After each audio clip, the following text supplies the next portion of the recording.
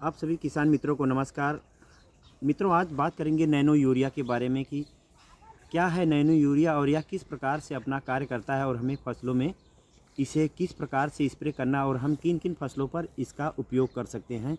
आज इसी के बारे में चर्चा करेंगे।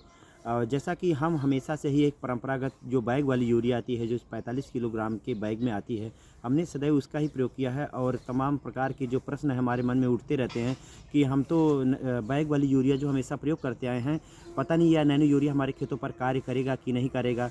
और इस प्रकार के तमाम प्रकार के प्रश्न उठते हैं। तो आज चर्चा करते हैं इसी के बारे में कि नैनो यूरिया क्या है और हमें किस प्रकार से है जो इसका प्रयोग हमें खेतों में अपनी फसलों पर करना है। तो मित्रों, जैसा कि सर्वप्रथम नैनो यूरिया जो है इसको विकसित करने में जो है कलोल के नैनो बायोटेक्नोलॉजी रिसर्च सेंटर के कृषि वैज्ञानिक डॉक्टर रमेश राडिया ने 2015 से इसे विकसित करने में कार्य किया और 2019 में इसके राष्ट्रव्यापी परीक्षणों में भाग लिया और 11,000 कृषि क्षेत्रों पर इसका परीक्षण हुआ और 94 फसलों पर इसका प्रयोग किया गया, जो इसके बहुत ही अच्छे परिणाम प्राप्त हुए।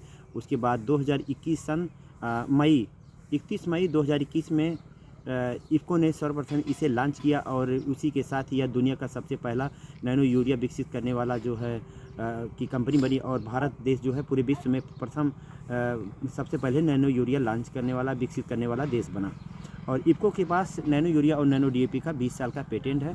तो जैसा कि नैनो जो है वह एक तरल नाइट्रोजन उर्वरक है और जिसका हम अपनी फसलों पर सभी प्रकार की फसलों पर इसका प्रयोग कर सकते हैं।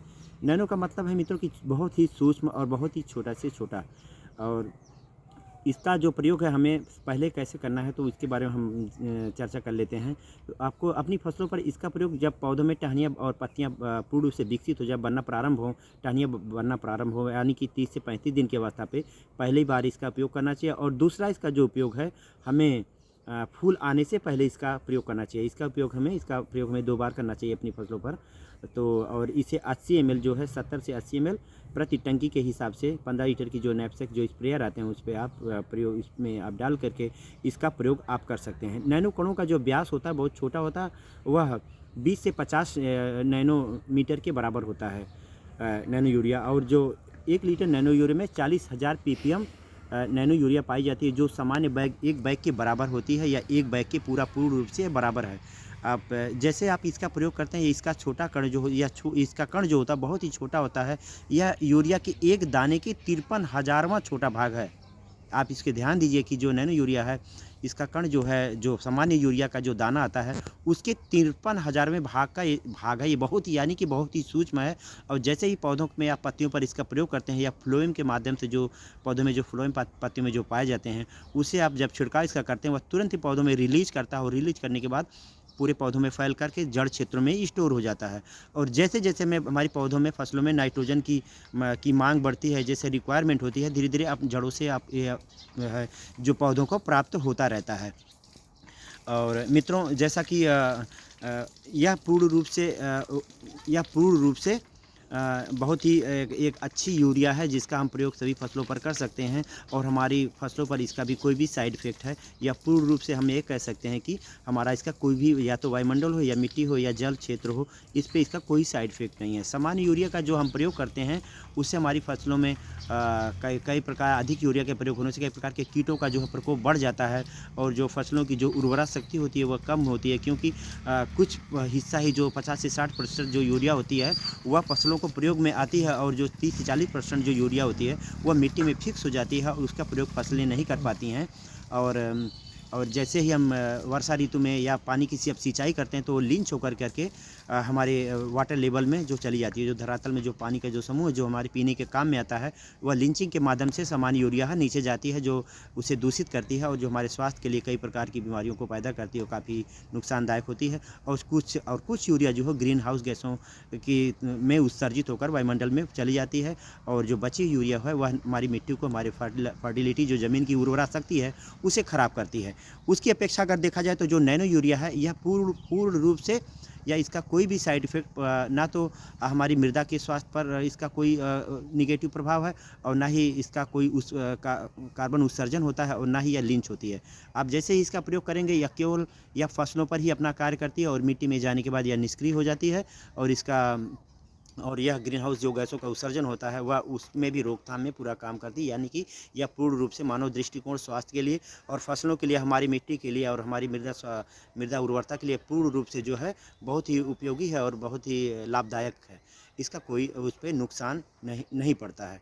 तो इसे हम सभी प्रकार की फसलों पर इसका प्रयोग कर सकते हैं। अब जैसे दलहन क्रॉप हुई, आपकी तिलहन फसलें हैं, धान गेहूँ है, मक्का है, बाजरा है, ज्वार है और तमाम अन्य वो जो कद्दू वर्गीय सब्जियां हैं या सब्जी वर्गीय जो फसलें हैं, उस पे आप इसका प्रयोग कर सकते हैं। तो आप इसे 80 ml जो 70 से 80 ml यूरिया है उसे आप प्रयोग कीजिए एक टंकी में, और इसे आप प्रयोग कर सकते हैं, और जिससे कि यह पौधों को पे इसका जो परिणाम है बहुत ही चमत्कारी परिणाम है। पहले यह 4% ही नैनो स्केल में ये मात्रा में आता था। इस समय जो नैनो यूरिया है ये 20% आने लगा है, जो कि पहले की अपेक्षा यह काफ़ी इसके असरदार और बहुत ही अच्छे इसके रिजल्ट हैं। जो पौधों में या पत्तियों में, फसलों में हमारे बहुत ही अच्छे रिजल्ट हैं एक यूरिया के। यह पूर्ण रूप से एक बैग यूरिया के ही बराबर है। तो इसका प्रयोग जो है फसलों में बहुत ही अच्छा है, और फसलों पर इसके प्रभाव जो आपको दिखेंगे वह बहुत ही चमत्कारिक और बहुत ही बेहतरीन दिखेंगे। तो मित्रों, इसका प्रयोग आप ज़रूर कीजिए, क्योंकि 2008 के दौरान में जो भारत में जो यूरिया का उत्पादन था वो 2 करोड़ टन था, और सामान्य यूरिया के उत्पादन को कम करने के लिए इस यूरिया का लॉन्च किया गया, ताकि उसका 50% जो उत्पादन उसका कम हो सके। और हमारी फसलों पर जो है नैनो यूरिया यह पूर्ण रूप से स्वदेशी है, और इसे हम अपनी फसलों पर प्रयोग कर सकते हैं। इसके बहुत ही चमत्कारिक रिजल्ट हैं, और उस यूरिया की अपेक्षा इसके जो उपयोग हैं यह पौधों में 80% बहुत ही इसके उपयोग जो हैं उसकी अपेक्षा 80% और बढ़ जाते हैं, क्योंकि इसका स्केल जो है बहुत ही छोटा है, और इसकी स्केल छोटे होने के कारण इसकी उपयोगिता जो है पौधों पर, फसलों पर हमारे 80% इसकी उपयोगिता और ही बढ़ जाती है। तो इसे आप प्रयोग कीजिए, यह हमारे स्वास्थ्य के लिए और हमारे ज़मीन में जो हमारी मृदा में जो पाए जाने वाले जो हमारे मित्र कीट हैं, जैसे केचुए हैं और तमाम प्रकार के जो बैक्टीरिया, जो सूक्ष्म बैक्टीरिया हैं, उस पे या किसी प्रकार को उन्हें नुकसान नहीं पहुंचाता है। और सामान्य यूरिया जो है जो हम प्रयोग करते हैं, वह यूरिया जो हमारे केचुए हैं, जो मिट्टी में पाए जाने वाले जो हमारे मित्र कीट हैं या कुछ जो जीवाणु हैं उन्हें बहुत नुकसान पहुंचाता है, जिससे धीरे धीरे वो नष्ट हो जा रहे हैं।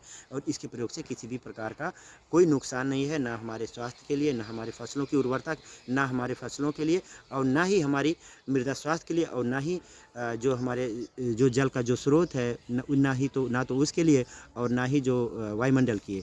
तो मित्रों, आप इस नैनो यूरिया का आप ज़रूर प्रयोग कीजिए, जो बहुत ही अच्छी है। आज की वीडियो में बस मित्रों इतना ही। अब अगले वीडियो में आपसे पुनः फिर मिलेंगे, एक दूसरे विषय के बारे में चर्चा करेंगे। तब तक के लिए आप सभी को नमस्कार, धन्यवाद।